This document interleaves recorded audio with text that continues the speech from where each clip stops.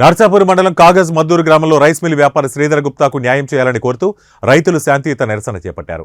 తడిసిన ధాన్యం కొనుగోలు చేసి రైతులను ఆదుకున్న శ్రీధర్ గుప్తా నేడు ప్రభుత్వం రైస్ మిల్ వ్యాపారిపై రెవెన్యూ యాక్ట్ ప్రదర్శించడంపై నిరసన తెలిపారు. శ్రీధర్ గుప్తాకు న్యాయం చేసే వరకు పోరాడతామని స్థానిక రైతులు తెలిపారు.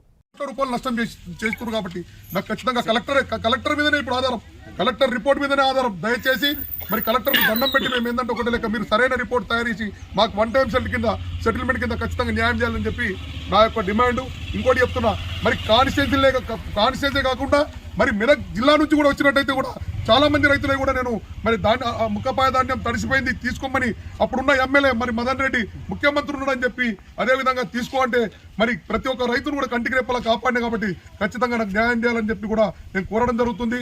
ఎందుకంటే మరి ఎందుకు ఆ పరిస్థితులు ఎట్లుందంటే ఏ రైస్ మిల్ కాడికి పోయినా 10 రోజులు రైతులు మరి అక్కడ ధాన్యం తెచ్చుకోకుండా రైతులకు అష్ట కష్టాలు పెట్టినారు. ఆ సందర్భంలో మరి నాకు చెప్పినప్పుడు నేను తీసుకోవడం జరిగింది. కాబట్టి దయచేసి నన్ను కాపాడుకోవాల్సిందిగా కలెక్టర్ గారిని వేడుకుంటున్నాను. కలెక్టర్ గారు సరైన రిపోర్టు మరి ప్రభుత్వానికి కావచ్చు, ఇప్పుడు సివిల్ సప్లై కార్పొరేషన్ కమిషనర్ గారికి కావచ్చు పంపించాలని వేడుకోవడం జరుగుతుంది.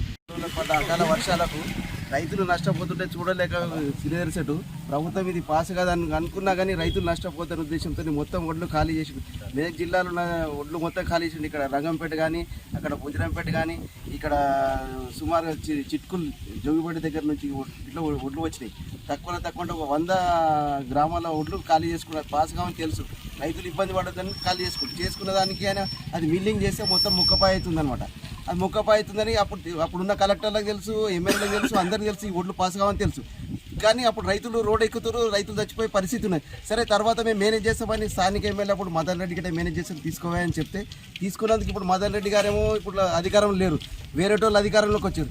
వాళ్ళు సహకరించక, ఒకటి కాంగ్రెస్ గవర్నమెంట్ సహకరించక ఇప్పుడు ఉన్న బియ్యం అంతా ముక్కపాయలకు ఉన్నాయి, మేము తీసుకోము పాస్ చేయలేమంటే ఆయన ఇంటి బియ్యమా, ఆయనకు 1 ఎకరా భూమి గిట్ట లేదా, ఇంటి బియ్యం కాదు రైతుల బియ్యం. అవి రైతులకి ఖరాబ్ అయినాయి కాబట్టి ఖచ్చితంగా తీసుకోవాల్సిందే. అది కొద్దిగా గవర్నమెంట్కి నష్టం వస్తున్నట్టు, నష్టము రాదని చెప్పలేము. కానీ కాకపోతే ఆయన వండించినాయి కాదు, అంతా రైతులు వండించినాయి. ఎవరు ఖాళీ చేయలేము. రోడ్లు ఎక్కినప్పుడు అప్పుడున్న స్థానిక ఎమ్మెల్యే చెప్పండి కాల్ చేసుకోరా పోయి ఎట్లనైతే మనం చూసుకున్నాం అని